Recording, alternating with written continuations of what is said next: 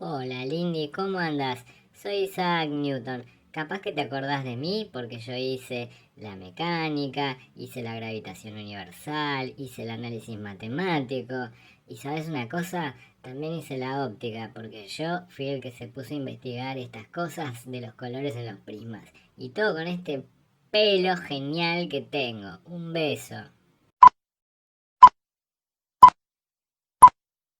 Buenas tardes, buenas noches, buenos días, dependiendo del momento en que me estén mirando. Yo soy Damián Gulich y este es un nuevo encuentro de física. En este encuentro vamos a hablar sobre índice de refracción y ley de Snell. En el último encuentro hablamos sobre ondas electromagnéticas. Vimos la ecuación de onda, que era aplicable tanto al campo eléctrico como al campo magnético. Vimos la velocidad de propagación, que era 1 sobre la raíz cuadrada de mu epsilon, donde mu y epsilon son las características del medio en el que estábamos tratando. Bien podría ser, por ejemplo, el vacío. En esas condiciones, la velocidad de propagación se llama c minúscula y es del orden de 3 por 10 a la 8 metros sobre segundo. No hay una velocidad mayor para desplazarse en nuestro universo, dicho sea de paso. Las ondas electromagnéticas son perturbaciones de los vectores de campo eléctrico y de campo magnético. Entonces lo que son perturbaciones de una propiedad del espacio y por lo tanto no necesariamente tienen que tener un medio material para desplazarse. Un caso de mucho interés para nosotros va a ser la onda plana monocromática. ¿Qué se entiende por onda plana monocromática? Bueno, que tiene una sola longitud de onda. Si se propaga en el vacío, su velocidad de propagación es c y la relación que existe entre la frecuencia y la longitud de onda es que si las multiplicamos siempre nos va a dar la velocidad de la luz. Y esto también se puede escribir como omega sobre k. Esta es la expresión del campo eléctrico cuando la propagación es en el caso del eje X y el campo eléctrico oscila solamente en la dirección del eje Y. Este es el campo magnético asociado que encontramos con su amplitud y después vimos cuestiones respecto de la propagación de energía y más precisamente sobre la potencia por unidad de área y en ese caso definimos el vector de Poynting, que es el producto vectorial entre el campo eléctrico y el campo magnético dividido mu cero, que tiene esta expresión si es que este es el campo eléctrico y este es el campo magnético. Y desde luego uno no ve campos instantáneos, sino que ve valores medios de esto. Y lo que se conoce como irradiancia o intensidad tiene esta expresión, que es el valor medio del módulo del vector de Poynting y que entre muchas formas de expresarlo se puede poner como c epsilon 0 sobre 2 por la amplitud del campo eléctrico elevado al cuadrado, siempre y cuando estemos tratando con la onda plana. Así que nunca hay que olvidar, en el caso de la onda plana, si esto es el campo eléctrico y esto es el campo magnético, el producto cruz me apunta en la dirección de propagación. Así que esta flecha también es paralela al vector de Poynting y me dice hacia dónde está fluyendo la energía. Nuestros ojos son detectores de ondas electromagnéticas. En el siglo XIX, todo lo que se sabía de ondas era de ondas mecánicas, es decir, ondas que necesitan de un medio para propagarse, como por ejemplo el sonido. Cuando aparecieron las ondas electromagnéticas y con lo que se sabía sobre la luz, se asumió que las ondas electromagnéticas tenían que tener un medio material natural a ellas, y eso llevó a postular la existencia de una cosa llamada éter, una especie de sopa muy sutil que bañaba el universo. Para hacer la historia corta, en 1887 Michelson y Morley hicieron un experimento crucial. De existir el éter tenía que tener un efecto de arrastre en la velocidad de la luz y modificarla dependiendo de la velocidad de la fuente en este medio. Con muchísima precisión midieron la velocidad de la luz al mediodía y a la medianoche, que son dos situaciones extremas en el movimiento de rotación de la Tierra, y encontraron que no había diferencia alguna. Por lo tanto, el éter no existe y de ahí queda claro que las ondas electromagnéticas no necesitan un medio material para existir. Esto no quiere decir que las ondas electromagnéticas no se vean afectadas cuando pasan por medios materiales y hoy justamente vamos a hablar de esto. Cuando uno introduce un dieléctrico isótropo y homogéneo en una región del espacio libre, lo que va a tener como consecuencia es que se cambian las constantes epsilon y mu. Epsilon es la permitividad y mu es la permeabilidad. Consecuentemente, lo que va a suceder es que va a haber una velocidad característica para la propagación de ondas electromagnéticas en ese medio y va a ser de acuerdo con la relación que acabamos de repasar. La velocidad es, si quieren, 1 sobre la raíz cuadrada de mu epsilon. Ahora, estos valores, fíjense que en el vacío es del orden de 3 por 10 a la 8 metros sobre segundo. Y esto siempre nos va a dar números bastante grandes, así que por la magnitud de los números con los que vamos a trabajar, es muy engorroso caracterizar a la velocidad de propagación de los medios así con su número. Entonces es preferible trabajar con números característicos que sean más pequeños. Y entonces así es que se define un nuevo parámetro que es representativo de la velocidad de propagación y que es el índice de refracción. ¿Y cómo se define el índice de refracción de un medio? Bueno, como el cociente entre la velocidad de la luz en el vacío y la velocidad de la luz en ese medio. Como el índice de refracción es un cociente entre velocidades, verán que las unidades se cancelan todas y por lo tanto el índice de refracción no tiene unidades, es solamente un número. Por la relatividad especial sabemos que nada puede desplazarse más rápido que la velocidad de la luz en el vacío. Por lo tanto, esta velocidad v siempre va a ser menor. Y fíjense, para el caso del espacio vacío, ¿cuál es el índice de refracción? Bueno, en ese caso es c dividido c. Eso da 1. El índice de refracción del espacio vacío es 1. Pero como las velocidades de desplazamiento en cualquier medio material, como por ejemplo puede ser el vidrio, son menores que esto, entonces n necesariamente siempre va a ser mayor que 1. Todos los números de índice de refracción con los que vamos a trabajar nosotros son mayores que 1. Y si en algún ejercicio que ustedes resuelven les llega a dar un número por debajo de 1, es una clara indicación de que algo anda mal en algún lado. Si ustedes quieren desarrollarlo en términos de las constantes, bueno, acá lo tienen desarrollado. N es igual a la raíz cuadrada de mu epsilon dividido mu 0 epsilon 0. Y les dejo, por ejemplo, una tabla con índices de refracción de distintas sustancias en distintas condiciones. Hete aquí que la realidad es muchísimo más interesante de lo que uno se imagina siempre, porque cuando uno toma una sustancia, por ejemplo un vidrio, resulta que el índice de refracción no es un número constante para todas las longitudes de onda. De hecho, el índice de refracción en general es una función de la longitud de onda, es decir, del color. Y esto lo que explica es la dispersión cromática que, por ejemplo, observó Newton cuando jugaba con los prismas de vidrio. En óptica es de muchísimo interés saber el índice de refracción de una sustancia, en general transparente, en función de la longitud de onda, y es así como se toma una sustancia, se la estudia y se tabula su índice de refracción en función de la longitud de onda que se esté utilizando. Acá, por ejemplo, tengo las curvas de los índices de refracción en función de la longitud de onda para distintos tipos de vidrio. Estas curvas que están acá son para vidrios de tipo Flint y estas que están acá abajo son para vidrios que se llaman de tipo Crown. Son nomenclaturas comerciales. Acá en rosado está marcada la región que es del rango del visible, que va desde más o menos 400 hasta 700 y pico nanómetros. Y es muy engorroso tener que trabajar puramente con tablas de índices de refracción. Entonces lo que se utiliza es algún tipo de fórmula empírica, aunque sea, de aproximación del índice de refracción. Es decir, si yo digo la longitud de onda y sé algunas características del material, entonces la idea es tener una fórmula que nos diga automáticamente cuál es el índice de refracción. Y una de esas aproximaciones muy buena, ahora vamos a ver, es la que se conoce como la aproximación de Cauchy. La aproximación de Cauchy es la siguiente. Se dice que el índice de refracción como función de la longitud de onda se puede expresar como una sumatoria de potencias inversas de la longitud de onda. De esta manera, una constante b más otra constante c dividido lambda cuadrado más otra constante d sobre lambda a la cuarta y así sucesivamente, donde cada una de estas constantes es característica del material. En general uno se queda solamente con los primeros términos, así que esto se reduce a b más c sobre lambda al cuadrado. B no tiene unidades, c tiene unidades de longitud de onda al cuadrado, y entonces uno puede tomar para distintas sustancias cuáles son los valores de b y c y luego con eso calcular cuál es el índice de refracción en función de la longitud de onda que uno proponga. Aquí tenemos para distintos materiales cuánto valen las constantes B y C. Y acá tenemos el caso de un vidrio particular que se llama BK7, donde tenemos representado en función de la longitud de onda las medidas experimentales que están marcadas con una X en este caso, así que acá tenemos un montón de medidas experimentales de índice de refracción. Y tenemos marcado, por ejemplo, el rango del visible de 400 a 700 y pico nanómetros, y lo comparamos con la aproximación de Cauchy, que son estos dos términos para este vidrio en particular, el BK7, que tiene la constante B igual a 1,5 aproximadamente y la constante C es 0,004 micrómetros al cuadrado, en este caso porque estamos midiendo la longitud de onda en micrómetros.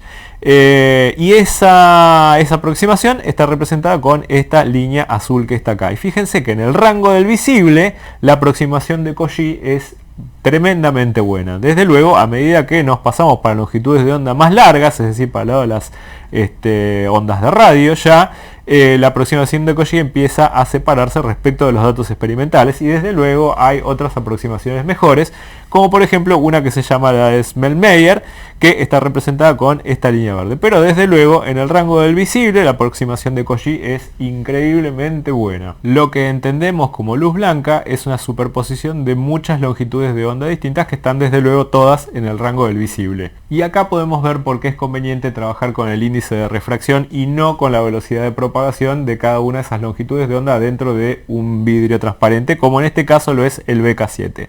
Acá tenemos el color, la longitud de onda asociada, el índice de refracción que nos dice la fórmula de Cauchy, que es muy buena dentro del rango del visible, y esta es la velocidad de propagación que tiene efectivamente ese color, esa longitud de onda en este cristal en particular, un BK7.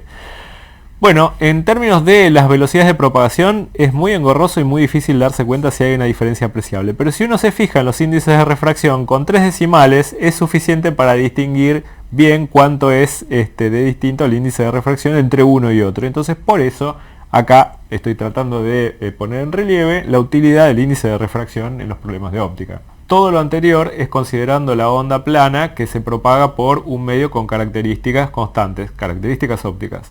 Y ahora vamos a hacer las cosas mucho más interesantes, porque vamos a considerar qué es lo que sucede cuando una onda plana pasa de un medio con determinadas características ópticas a otro medio con otras características ópticas distintas. A esto lo llamamos fenómenos de interfaces. Algunas definiciones que nos van a servir. Frentes de onda. El frente de onda es una superficie sobre la cual la onda electromagnética tiene una fase constante. Primer caso a considerar, la onda esférica. En este caso, la radiación de una fuente luminosa que es puntual, isotrópica e ideal, fluye hacia afuera uniformemente en todas las direcciones. En este caso, los frentes de onda son superficies esféricas concéntricas, pero no nos olvidemos que si uno tiene una fuente puntual, los frentes de onda desde luego son superficies esféricas, pero a medida que uno se aleja, los frentes de onda se van pareciendo cada vez más y más a planos, así que una fuente puntual puesta a una distancia adecuada también puede llegar a funcionar como una fuente de ondas planas. Por ejemplo, la luz de las estrellas nos llega desde distancias que son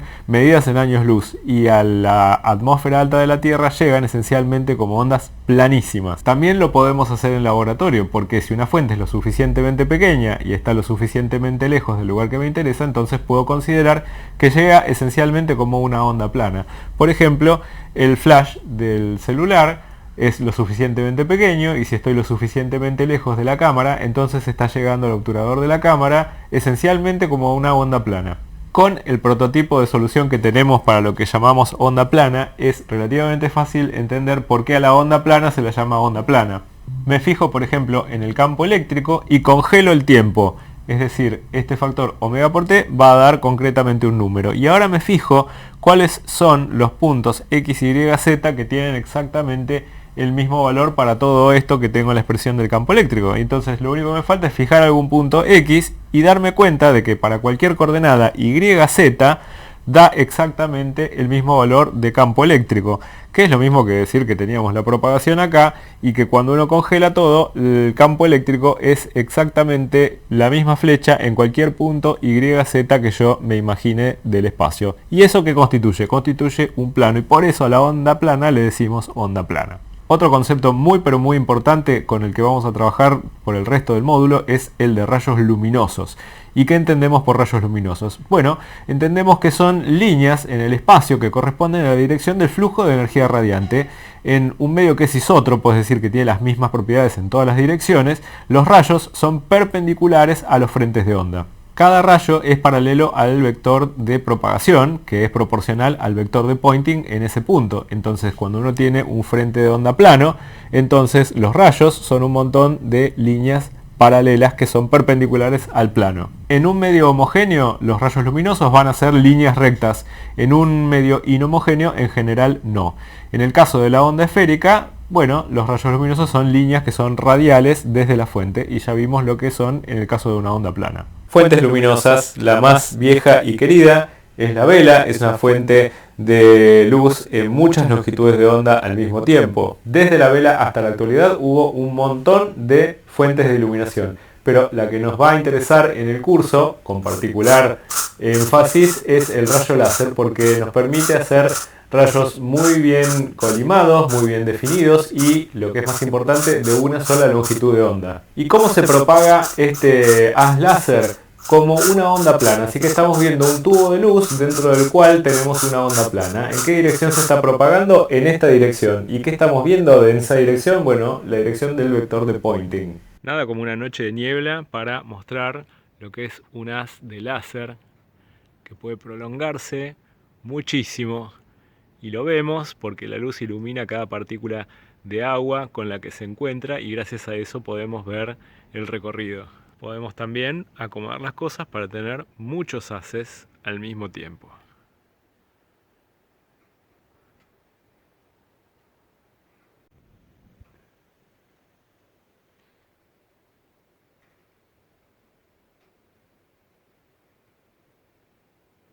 Los láseres, desde luego, transportan energía y puede ser bastante elevada. El sistema de visión humano necesita de una especie de lente adelante que enfoca la luz que entra en la parte posterior, que es la retina, para poder formar imágenes. Entonces, si un haz láser incide sobre semejante sistema, puede causar mucho daño y lo podemos demostrar acá. Vamos a tratar de concentrar esta luz láser sobre la superficie del globo. Así que imagínense lo que puede hacer en un ojo humano esto. Sin entrar en gran detalle, discriminemos algunas cosas que le pueden suceder a la luz cuando se encuentra en una interfase entre dos medios con propiedades ópticas distintas. Por interfase se entiende a la superficie que separa a los dos medios. Los rayos luminosos son una suerte de alusión al vector de Poynting y por lo tanto tienen una dirección y además un sentido. Por lo tanto hay que dibujarlos con flechas. Permitámonos entonces discutir en términos de fracciones de luz incidente qué es lo que sucede cuando tenemos una interfase. Bueno, va a haber una cierta fracción de luz que va a estar reflejada, a eso lo podemos llamar R, va a haber una cierta fracción de luz que es absorbida por el medio material y habrá una cierta fracción que finalmente es transmitida por este medio. Aludiendo entonces a conservación de la energía, lo que podemos decir es que la fracción de luz que se ha reflejado más la fracción de luz que se ha transmitido más la fracción de luz que se ha absorbido es 1, es decir que, bueno, estamos considerando la totalidad de la energía que está en juego en este caso. En los casos y medios que nosotros vamos a considerar en nuestros encuentros, la fracción absorbida por el medio es 0, así que finalmente nos vamos a manejar con fracciones reflejadas y fracciones transmitidas.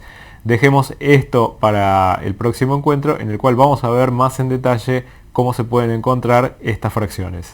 Que venga a escena Willebrord Snell van Rooyen, nacido en 1580 y fallecido en 1626, y quien estudió el fenómeno que vamos a describir ahora, conocido mundialmente como la ley de Snell. Vamos a considerar qué es lo que le sucede a un frente de onda plano de luz monocromática que incide sobre la superficie de separación entre dos medios transparentes diferentes, como puede ser el aire y un acrílico, o el aire y un vidrio, o el aire y el agua. Vamos a considerar para la ley de Snell la incidencia sobre un medio transparente, que en este caso es acrílico, y lo vamos a poner de manera tal de que la interfaz sea esta que está acá y esta sea la línea normal, y entonces veremos qué es lo que sucede con rayos de luz roja. En este caso vamos a utilizar un láser rojo y veremos qué es lo que sucede cuando tenemos una incidencia en la interfaz aire acrílico. Cuando el ángulo de incidencia respecto de la normal es 0, no hay ninguna desviación, el rayo sigue de largo. Acá está el rayo transmitido. Ahora podemos aumentar el ángulo de incidencia respecto de la normal. A ver, pongámoslo por aquí. Y ahora el rayo se desvía. Los rayos se parten al pasar entre interfaces, entre medios con índices de refracción distintos. Fíjense que acá puedo poner el dedo. Este es el rayo sin desviarse, es la línea recta. pero al haber pasado por esta interfaz hay una desviación. De hecho, a medida que aumenta el ángulo de incidencia, los ángulos de incidencia van de 0 hasta 90 grados, pi sobre 2. Bueno, vemos cómo va aumentando este efecto.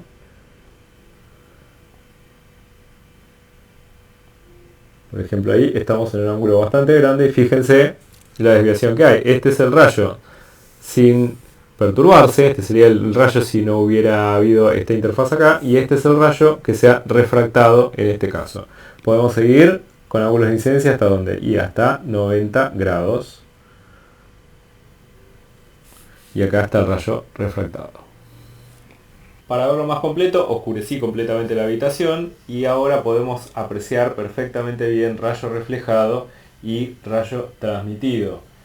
Siempre el rayo reflejado tiene exactamente el mismo ángulo respecto a la normal que el rayo incidente.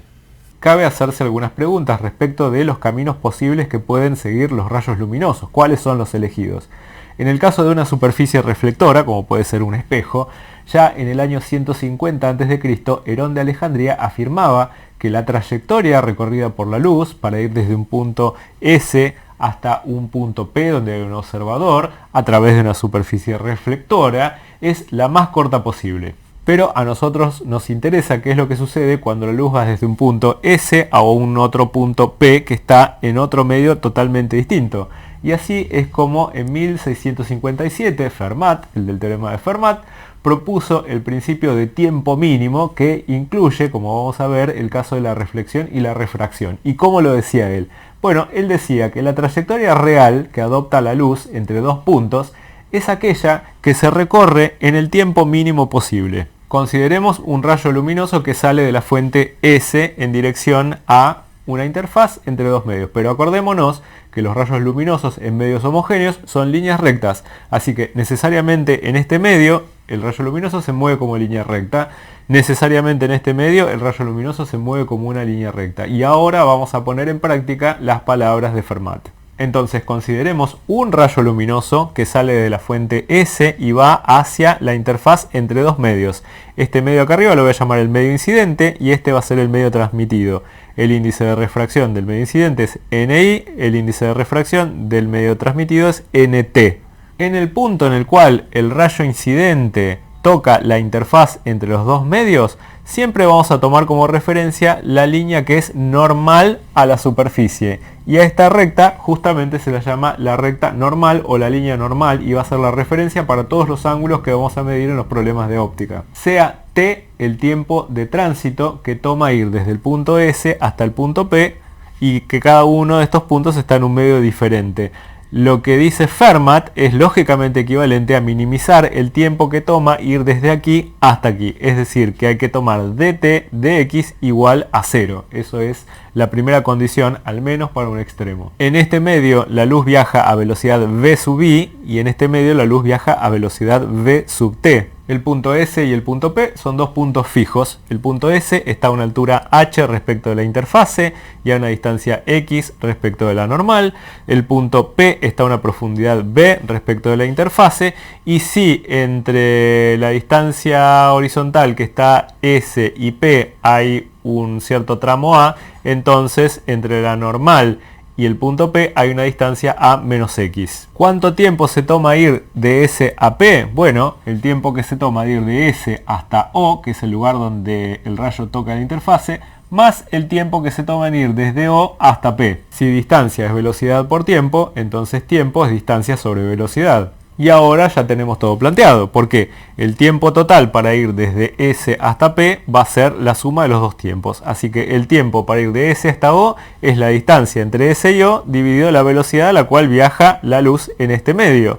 Más, ¿qué cosa? Bueno, el tiempo que se toma en ir desde O hasta P, y eso lo podemos escribir entonces como la distancia OP dividido la velocidad a la cual viaja la luz en el medio transmitido. Ahora el teorema de Pitágoras dos veces, la distancia SO es la raíz cuadrada de ¿qué? De h cuadrado más x al cuadrado. La distancia OP es la raíz cuadrada de b cuadrado más a menos x al cuadrado. Las condiciones para que un punto sea un mínimo de una función son dos: que la derivada primera sea 0 y que la derivada segunda sea positiva en ese punto.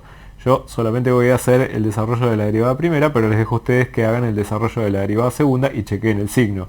En este caso, cuando hacen dt de x igualado a 0, queda esta expresión que está acá. Pero si yo me fijo, x dividido raíz cuadrada de h cuadrado más x al cuadrado es esto dividido esto. ¿Y qué representa eso? Bueno, eso representa el seno de este ángulo que forma la normal con el rayo incidente. A eso se lo llama θ sub i, y eso significa el ángulo incidente. Desde luego, el primer término entonces me queda como el seno de θ sub i dividido b sub i. Y luego vemos lo que queda en el siguiente término. Y voy a tener que considerar menos a menos x dividido raíz cuadrada de b cuadrado más a menos x elevado al cuadrado, que es esta distancia acá. Y eso no es ni más ni menos que poner menos el seno de θt, donde θt es el ángulo transmitido. ¿Y qué significa que sea el ángulo transmitido? Que es el ángulo que forman la normal con el rayo transmitido. Y así el segundo término queda menos seno de θt sobre v sub t, que es la velocidad a la cual se desplaza la luz en el segundo medio. Todas estas cosas sumadas dan 0, de donde podemos llegar a esta primera expresión de lo que se conoce como la ley de Snell, y que dice que el seno de θ sub i dividido v sub i es igual al seno de θt dividido v sub t. Como les dije, no es muy conveniente trabajar con las velocidades, y entonces lo que conviene es reescribir esto en términos de los índices de refracción. Digamos de vuelta entonces la definición del índice de refracción de un medio. ¿Cómo qué? Como el cociente entre la velocidad de la luz en el vacío y la velocidad de la luz en ese medio en particular. Tomemos la ley de Snell, tal cual la desarrollamos recién, y multipliquemos a ambos lados por la velocidad de la luz en el vacío. Pero en el lado izquierdo tenemos que ver que nos queda c dividido v sub i. Eso no es ni más ni menos que el índice de refracción ni del medio incidente. Y del otro lado, c dividido v sub t no es ni más ni menos que nt, que es el índice de refracción del medio transmitido. Así que esta es la forma que yo particularmente me acuerdo para la ley de Snell. Ni seno de θ i es nt seno de θt. El índice de refracción del medio incidente por el seno del ángulo incidente es lo mismo que el índice de refracción del medio transmitido por el seno del ángulo transmitido. Los ángulos siempre se miden respecto a la normal. Esta ecuación es reversible en el sentido de que cualquiera de los dos medios que consideramos puede ser el de incidencia original, es decir, el rayo puede venir de cualquiera de los dos medios, y esto significa que puedo resolver el problema de ir de aire a agua o también el problema de ir de agua a aire. Vamos a introducir ahora una nueva magnitud que se conoce como la longitud de camino óptico, y la definimos de la siguiente manera. Supongamos que tenemos un rayo de luz que se propaga por una sustancia donde el índice de refracción es función de la coordenada. En esas condiciones definimos la longitud de camino óptico como la integral entre el punto inicial y el punto final del recorrido del índice de refracción respecto de la coordenada. La longitud de camino óptico corresponde a la distancia en el vacío equivalente a la distancia recorrida en el medio de índice de refracción, que ahora va cambiando con la coordenada. Saquemos esta cuenta en algún caso particular. Por ejemplo, calculemos la longitud de camino óptico como la integral entre un punto S y un punto P de un rayo que se propaga por un medio en el cual el índice de refracción es constante. La definición formal es esto, la integral n de s respecto de s, pero en este caso en particular estamos diciendo que el índice de refracción es una cierta cantidad de n0, que si es constante y no depende de la coordenada, se sale de la integral, por lo que queda la integral entre s y p respecto de s, y esto es la longitud de camino geométrico, llamémosla sp, multiplicada por n0. ¿Por qué esto es equivalente a un recorrido de la luz en el vacío en el mismo tiempo? Bueno, lo podemos ver por ejemplo de esta versión que tenemos acá. No nos olvidemos que n0 es la velocidad de la luz en el vacío dividido la velocidad de la luz que hay en este medio. Si esto está multiplicado por la distancia que se recorrió por el rayo de luz en un determinado tiempo, bueno, fíjense que este término SP sobre B no es ni más ni menos que el tiempo delta t que le toma a la luz a esta velocidad recorrer este recorrido. Así que esto es C por delta t.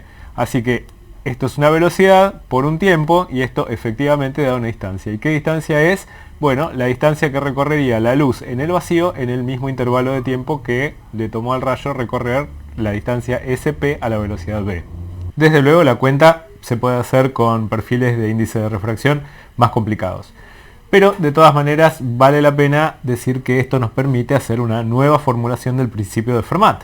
De la siguiente manera, cuando un rayo de luz se transmite de un punto S a un punto P, deberá recorrer una longitud de camino óptico que será estacionaria con respecto a las variaciones de dicho camino. Si ahora consideramos un rayo que llega a una interfase entre dos medios con índices de refracción distintos, tenemos que considerar que va a haber un rayo reflejado y un rayo transmitido. La ley de Snell nos permite sacar conclusiones muy rápido, por ejemplo, respecto del rayo reflejado. Para ver cómo es el ángulo de reflexión del ángulo de incidencia, bueno, basta considerar que en los dos casos tengo el mismo índice. Entonces esto se va a cancelar en la ley de Snell y me va a quedar que el seno de teta i es lo mismo que el seno de teta r, porque estoy del mismo lado del medio incidente. Por lo tanto, el ángulo de incidencia tiene que ser necesariamente igual al ángulo de reflexión respecto a la normal. Y si nos fijamos el rayo refractado es el rayo que se transmite al medio con índice nt. Bueno, si los dos índices de refracción son distintos, por ejemplo, podemos despejar específicamente el seno del ángulo transmitido como ni sobre nt por el seno de teta i. Una cosa interesante para la refracción. En general, la frecuencia omega en los medios transparentes no cambia entre los medios, y si uno se toma el trabajo de hacer ni sobre nt cuando estos dos son distintos, bueno, lo puede desarrollar en términos de c sobre b en cada caso y va a quedar v2 sobre v1. Pero si omega no cambia y nos acordamos que la velocidad es omega sobre k y que k es 2pi sobre lambda, el que corresponde en cada medio, esto termina quedando como lambda 2 sobre lambda 1. ¿Y ahora qué significa entonces?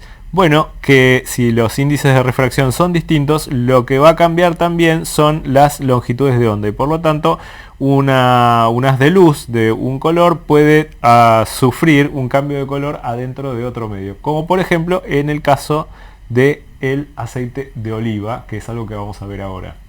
Y les voy a probar que en las condiciones adecuadas el color de un haz luminoso puede cambiar. Acá lo que tengo es un haz de láser verde y acá lo que tengo es un frasco con aceite de oliva.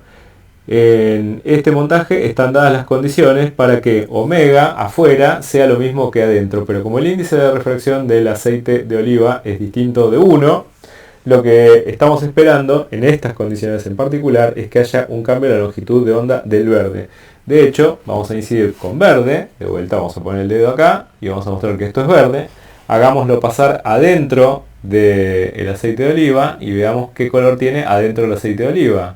Adentro del aceite de oliva es anaranjado. Y uno dirá, está bien, se ha teñido y ha quedado anaranjado y después afuera sigue siendo anaranjado. No, afuera vuelve todo a la normalidad y volvemos a la longitud de onda en el aire, que es la que corresponde al color verde. Un ejemplo de aplicación de la ley de Snell, en el caso en que tenemos una fuente que emite un rayo que está en un medio con un índice n1 y que después debajo de este hay una capa con índice n2 y luego n3, n4, n5, pueden ser millones de capas, todas con sus interfaces paralelas de índices de refracción totalmente distintos. Si me dicen el ángulo con el cual incide el primer rayo en la primera interfaz, puedo contestar con la ley de Snell cuál es el ángulo de salida en el último medio. Bueno, tengo que ir pensando interfaz a interfaz. Aplico entre n1 y n2, n1 seno de teta 1 es igual a n2 seno de teta 2. Y si estas dos interfaces son paralelas, bueno, lo que va a suceder es que este ángulo va a ser lo mismo que este otro ángulo por los internos. Y ahora volver a aplicar que n2 seno de teta 2 es lo mismo que n3 seno de teta 3 y luego iterar el proceso hasta el último. Entonces voy a tener una cadena de igualdades de las cuales lo que me va a interesar es lo primero y lo último. Así que en este caso n1 seno de teta 1 es n último por el seno del ángulo último.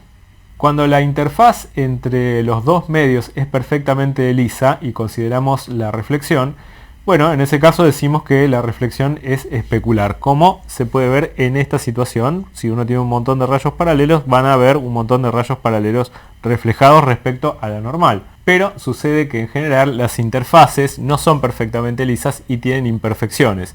La reflexión siempre se va a dar ángulo de incidencia igual a ángulo de reflexión respecto a la normal, pero ahora lo que empieza a ponerse irregular son las normales y por lo tanto un haz de rayos paralelos ya no se refleja paralelo, sino que los rayos empiezan a ir en todas direcciones. A este fenómeno se lo conoce como reflexión difusa. El vidrio de un espejo es de lo más liso que uno puede llegar a considerar que tiene en su casa y sin embargo también tiene un carácter de reflexión difusa. ¿Y por qué digo que tiene algún carácter de reflexión difusa? Porque si yo voy a incidir un haz láser con este ángulo, el ángulo reflejado tendría que ir en aquella dirección y no tendría que llegar a la cámara y ustedes no tendrían por qué verlo. Sin embargo, cuando lo hago incidir, ustedes ven un punto verde y ese punto verde es porque en la superficie del vidrio se están dando reflexiones difusas, parciales, pero difusas al fin y al cabo. Cuando el medio en el cual está la fuente de los rayos luminosos tiene un índice de refracción mayor que el medio al cual estos rayos se transmiten, bueno, pueden haber jugarretas respecto a la percepción. Y me refiero a un fenómeno conocido como profundidad aparente, que consiste en que los rayos salen del medio incidente como si vinieran de un objeto que está a una profundidad distinta de la que verdaderamente hay. Y esto interpreta, por ejemplo, por qué los lápices cuando están sumergidos en un vaso con agua parecen quebrarse. Desarrollemos entonces alguna relación para la profundidad aparente en condiciones cuasi normales. Y ahora vamos a ver en qué consisten las condiciones cuasi normales. Supongamos que nuestra fuente de rayos luminosos es este pez que está sumergido en un medio incidente de índice de refracción NI. Este índice de refracción es mayor que el índice de refracción del medio transmitido, al que llamamos NT. Supongamos que la profundidad verdadera del pez respecto de la interfaz es Y, y que Y' va a ser la profundidad aparente, es decir, la profundidad a la cual un observador desde afuera del agua va a percibir esa fuente luminosa. Supongamos un rayo de luz que viene desde la fuente y llega hasta la interfase con un ángulo θi. Bueno, entonces aquí se va a cumplir desde luego la ley de Snell para la salida, donde NI seno de θi es NT seno de θt. Digamos entonces que Y es la profundidad real, Y' es la profundidad aparente. Digamos que la distancia AB es la distancia que hay entre la vertical a la que está el objeto luminoso y la normal que a nosotros nos interesa. Bueno, en esas condiciones tenemos que hacer un poco de trigonometría y plantear los senos de los ángulos en términos de la geometría que tenemos. Consideremos entonces este triángulo que está acá y calculemos con eso el seno de θi. Seno de θi es cateto opuesto, el cateto opuesto mide AB dividido la hipotenusa. La hipotenusa por teorema de Pitágoras mide AB al cuadrado más Y al cuadrado. Obviamente raíz cuadrada de todo eso. Ahora veamos qué sucede con el ángulo θt. Fíjense lo siguiente, un observador que está percibiendo este rayo, lo que está viendo es un rayo de luz que viene como si viniera de un objeto que está en esta posición Y'. Entonces por eso el ángulo θt se puede hacer opuesto por el vértice con este ángulo que está acá, que se forma entre la normal y la prolongación del rayo que fue refractado en este caso. Con esa equivalencia entre ángulos, ahora sí podemos calcular el seno de θt. ¿Cómo qué cosa? Bueno, el seno de θt será opuesto sobre hipotenusa. El opuesto mide AB y la hipotenusa es raíz cuadrada de AB al cuadrado más Y' al cuadrado, donde Y' es la profundidad aparente. Ahora incorporamos esta información geométrica en la ley de Snell. Me va a quedar NI multiplicado por todo esto igual a NT multiplicado por todo esto. Pero el factor AB se encuentra en los dos lados, así que se puede simplificar. Y ahora podemos hacer la aproximación cuasi normal. ¿Qué significa la aproximación cuasi normal? Que podemos tratar de ver nuestra fuente luminosa casi desde arriba. Y hacerlo de esa manera lo que me hace es que el segmento AB tienda a 0. Si entonces yo reemplazo que AB es aproximadamente igual a 0, bueno, el denominador en ambos lados queda básicamente como Y aquí e Y' aquí, de donde podemos llegar a que NI sobre Y es lo mismo que NT sobre Y'. que es esta relación que está acá. Y de aquí despejar lo que me interesa, que es la profundidad aparente. Y' es nt sobre ni por y, que es la profundidad verdadera. En la versión completa de la presentación les dejo un catálogo de espejismos que suceden en situaciones en las cuales las capas atmosféricas se acomodan de manera tal que o a veces hay menor índice de refracción cerca del piso o eso sucede más arriba de determinada altura. Por ejemplo, interpretar por qué vemos el sol cuando ya tendría que haberse puesto bajo el horizonte, o por qué vemos en la ruta a lo lejos como si la superficie estuviera bañada en agua, o algunas cosas que se ven en los mares que son el origen de las historias sobre islas fantásticas, donde se ven copias espejadas de barcos o de islotes o de lo que sea flotando en el aire. La ley de Snell explica por qué las estrellas titilan y bailotean al verse con un telescopio, a ese fenómeno se lo llama wandering, o por qué las imágenes vistas a través de una capa de aire caliente se deforman dinámicamente, porque en general la atmósfera en la que nosotros estamos no tiene una temperatura uniforme y por lo tanto el índice de refracción no es uniforme. Además, las regiones inhomogéneas se mueven en el tiempo.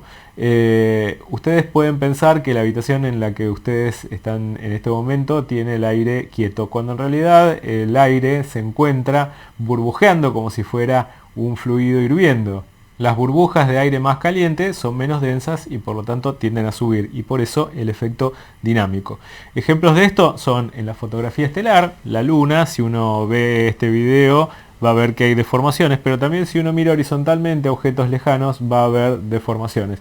De hecho, si uno mira, por ejemplo, por una ventana, por debajo de la cual hay una estufa caliente, lo que uno va a ver es que lo que se ve por detrás empieza a deformarse dinámicamente en el tiempo. Y eso es justamente porque los rayos de luz se refractan en direcciones locas a medida que está pasando aire con menos índice de refracción.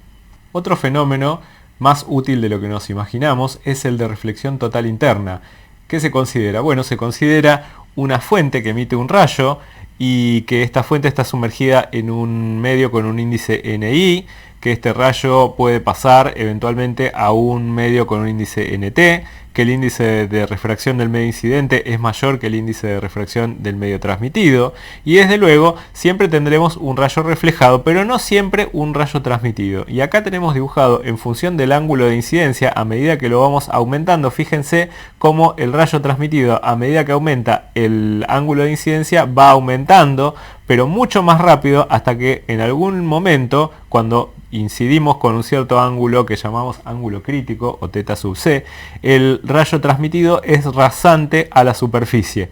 A partir de ahí, para ángulos mayores al ángulo crítico, ya no hay rayo transmitido al segundo medio, sino que lo único que queda es el rayo reflejado, y a partir de este ángulo crítico para ángulos mayores, la interfase entre los dos medios se comporta como si fuera un espejo perfecto. Si el ángulo crítico es el ángulo para el cual el ángulo transmitido es 90 grados, podemos plantear esto con la ley de Snell. Entonces diremos NI seno del ángulo crítico es NT seno de pi sobre 2, donde el seno de pi sobre 2 desde luego es 1, y de donde el seno del ángulo crítico es NT sobre NI, y de donde finalmente el ángulo crítico es el arcoseno de NT sobre NI. Una interpretación a por qué no se da la transmisión cuando incidimos con ángulos mayores que el ángulo crítico. Bueno, el seno del ángulo crítico se puede calcular como NT sobre NI. Y si vamos a la ley de Snell y planteamos el seno del ángulo transmitido de esta manera, fijémonos qué pasa con ángulos que son, por ejemplo, justamente el ángulo crítico. Bueno, si este es el ángulo crítico, acá tendría que poner NT sobre NI, que se me simplificaría con esto que tengo acá y me quedaría el seno de θt igual a 1. Esa es la definición del ángulo crítico.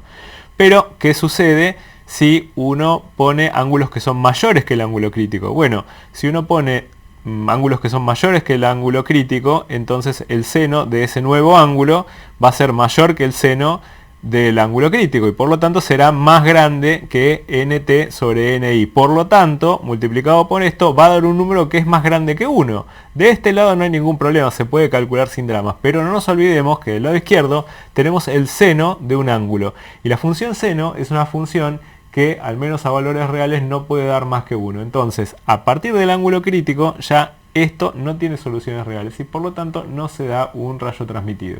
Ahora hagamos el caso de la incidencia interna, es decir, hagamos el pasaje de un rayo de luz que va del acrílico al aire. Hay un índice de refracción mayor en el medio incidente que en el medio transmitido. Así que veamos qué pasa cuando son 0 grados respecto a lo normal. Tenemos este rayo que no se desvía. Y ahora aumentemos el ángulo de incidencia. Vamos viendo que a medida que aumentamos el ángulo de incidencia, aumenta cada vez más el ángulo de transmisión. Siempre tenemos también el ángulo reflejado. El haz reflejado hasta acá se ve muy tenuemente. Y vamos a seguir aumentando el ángulo de incidencia. Lo seguimos aumentando, lo seguimos aumentando, lo seguimos aumentando. Fíjense que aumenta muy rápidamente en estas condiciones el ángulo de transmisión. Hasta que llegamos a algún punto, alrededor de los 45 grados en este caso, en el cual el haz transmitido es casi rasante a la superficie, es decir, el ángulo respecto a la normal es de aproximadamente o muy cercano a 90 grados. Y a partir de ese momento el haz transmitido desaparece y lo único que queda es el haz reflejado. ¿Por qué? Porque a partir de acá lo que se da es la reflexión total interna. Así que siempre lo que me va a quedar a partir de acá es el haz reflejado internamente. Los que estén familiarizados con la natación habrán visto este fenómeno cuando observan desde abajo hacia arriba la superficie del agua y se comporta como si fuera un espejo perfecto. Una primera aplicación de la reflexión total interna la van a encontrar en el funcionamiento de lo que se llaman prismas de reflexión, que se emplean por lo general en la construcción de binoculares. En ciertas circunstancias la reflexión total interna se puede frustrar y por eso se llama el fenómeno de reflexión total interna frustrada. ¿Cuándo sucede esto? Cuando colocamos otra superficie en contacto con una que refleja totalmente. En esas condiciones la reflexión total interna se frustra, dejando pasar así parte de la luz. Y esto tiene aplicaciones como por ejemplo lo que se llaman los cubos divisores de haz, que se usan mucho en experimentación en óptica. Un escáner de huellas digitales funciona de esta manera, con un prisma de reflexión total interna iluminado con una fuente por un lado y una cámara del otro lado. En los lugares donde tiene contacto la superficie del dedo, pues entonces ahí se frustra la reflexión total interna y en la cámara se ve una franja oscura. Así es como se hace una lectura de huellas digitales. Pero cuando uno toma un vaso con agua en las condiciones adecuadas, también se pueden observar las huellas digitales. Una aplicación que es fundamental para la sociedad de la comunicación moderna son las fibras ópticas. Y las fibras ópticas funcionan gracias a la ley de Snell y la reflexión total interna. Ya sea texto, audio o películas, la idea es codificar la información como series de pulsos de luz encendida y apagada, esa luz es láser, y transmitirlo por lo menos en algún tramo con fibras ópticas, que son muy eficientes y utilizan la reflexión total interna para mandar luz a través de largas distancias sin pérdidas. En el fondo, una fibra óptica es una suerte de cable transparente muy fino que tiene una anatomía bastante complicada. En general se compone de un núcleo, que es la parte más finita, eso es un material transparente, que está envuelto por otro material transparente que se llama cladding. Después hay otras partes, pero las que más nos interesan son estas que están acá. La vieja internet dependía de los cableados de cobre y un par de cables de cobre podía llegar a tener en condiciones muy adecuadas una velocidad de transferencia de datos de 56 kilobits por segundo, lo cual equivalía a el ancho de banda requerido para una llamada de audio. Estos cables tenían un diámetro de 0,4 milímetros por cada domicilio y entonces en las calles o en las instalaciones se iban acumulando pares de alambres y pares de alambres que podían llegar a tener diámetros muy considerables. Por otro lado, una fibra óptica monomodal tiene un ancho de banda de 40 gigabits sobre segundo, lo cual equivale a aproximadamente 10 millones de llamadas simultáneas, con un diámetro de 0,4 milímetros. Entonces, ganamos órdenes de magnitud de ancho de banda con el mismo diámetro de pelo. Las fibras ópticas pueden ser de plástico o de vidrio, sílice, y son capaces de conducir un haz de luz mediante sucesivas reflexiones totales internas. La luz se conduce por el núcleo. La condición para la reflexión total interna es que el índice de refracción del núcleo sea mayor que el índice de refracción del cladding. Si el haz de luz entró a la fibra con el ángulo adecuado, entonces se va a garantizar que todas las incidencias internas en los bordes de la fibra van a ser mayores que el ángulo crítico y por lo tanto vamos a tener reflexiones totales internas. ¿Qué es lo que garantiza esto? Bueno, que el haz de luz se va a transmitir prácticamente sin pérdidas a lo largo de la longitud de la fibra. Un flujo laminar de agua también puede funcionar como si fuera el núcleo de una fibra. A esto se lo conoce como cascada de luz.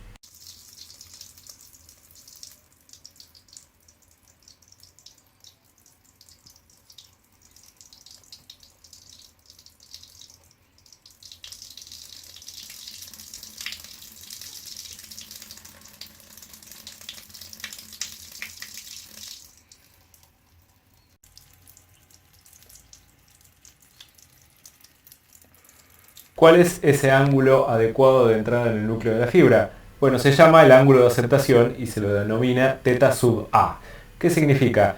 Es el máximo ángulo medido desde el eje de la fibra para el cual los rayos entrantes a la misma se propagan por reflexión total interna, es decir, la luz no se dispersa del núcleo.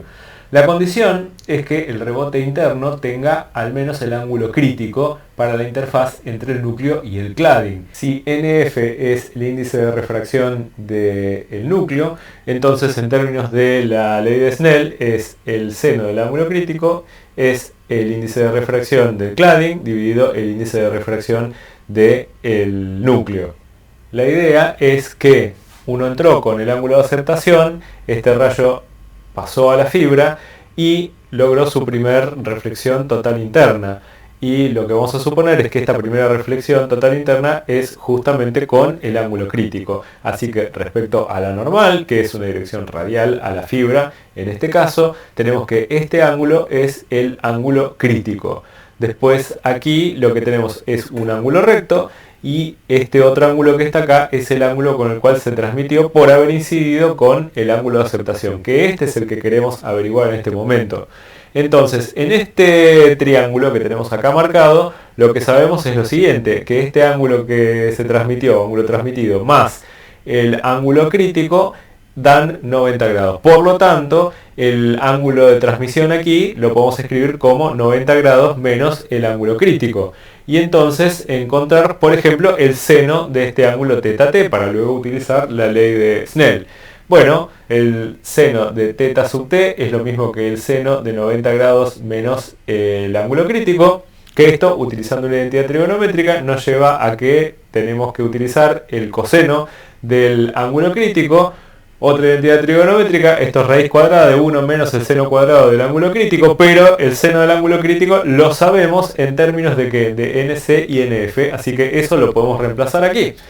Entonces, por ley de Snell, en la interfaz exterior y el núcleo, es en esta interfaz entre el índice de refracción del medio exterior, el aire, por ejemplo, y el índice de refracción del núcleo, bueno, planteamos lo que sabemos, Ni seno del ángulo de aceptación es igual a el índice de refracción del núcleo por el seno del ángulo de transmisión, que nosotros acabamos de encontrar. Por lo tanto, el seno del ángulo de aceptación se puede escribir como 1 sobre Ni, donde Ni es el índice de refracción del medio externo, por la raíz cuadrada del índice de refracción del núcleo elevado al cuadrado menos el índice de refracción del cladding elevado al cuadrado. Desde luego, el ángulo de aceptación es una característica de la fibra, pero depende de un parámetro externo que es el índice de refracción del medio que es ajeno a la fibra. Por lo tanto, a la hora de comprar una fibra lo que se prefiere es un parámetro que no dependa de algo por afuera. Y entonces se define lo que es la apertura numérica como una medida del poder colector de la fibra óptica. Y que se define de la siguiente manera. La apertura numérica es el índice de refracción externo por el seno del ángulo de aceptación, que por lo tanto queda solo como la raíz cuadrada del índice de refracción del núcleo elevado al cuadrado menos el índice de refracción del cladding elevado al cuadrado. Si uno conoce la apertura numérica de una fibra y uno lo divide por el índice de refracción del medio externo a ella, automáticamente lo que tiene es el seno del ángulo de aceptación.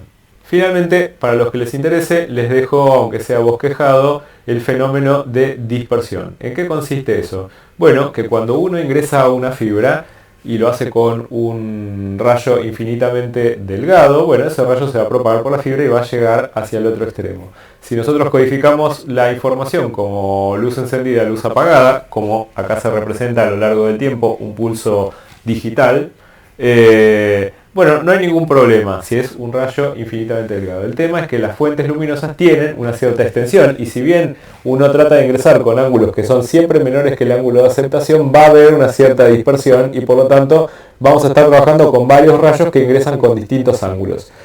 El efecto de eso es que cada rayo va a hacer su propio recorrido, algunos rebotarán más dentro de la fibra y por lo tanto se tardarán más en llegar al extremo. El efecto acumulado de eso es que el rayo, al salir, el pulso, quiero decir, se deforma y eso deteriora la información a lo largo de la fibra. Este fenómeno se conoce como dispersión. Desde luego hay distintos tipos de fibras ópticas y los que se dediquen a comunicaciones van a tener que estudiarlos. Yo solamente voy a enunciar que hay dos grandes clasificaciones de fibras, las multimodo y las monomodo. Las fibras multimodo son aquellas que pueden guiar y transmitir rayos de luz con distintos modos de propagación, distintas trayectorias, con tiempos de tránsito ligeramente distintos. Mientras que las fibras ópticas monomodo o monomodales son aquellas que por su diseño pueden guiar y transmitir en un solo modo de propagación y poseen estas fibras un ancho de banda más elevado. El modelo que nosotros dimos para la fibra óptica considera que tenemos un salto abrupto entre el índice de refracción del núcleo y el índice de refracción del cladding. Pero en las fibras comerciales esto puede no ser así y podemos encontrarnos incluso con un gradiente de índices de refracción que van desde el índice de refracción del núcleo hasta el índice de refracción del cladding, siempre y cuando se cumpla que el índice de refracción del cladding sea menor que el índice de refracción del núcleo.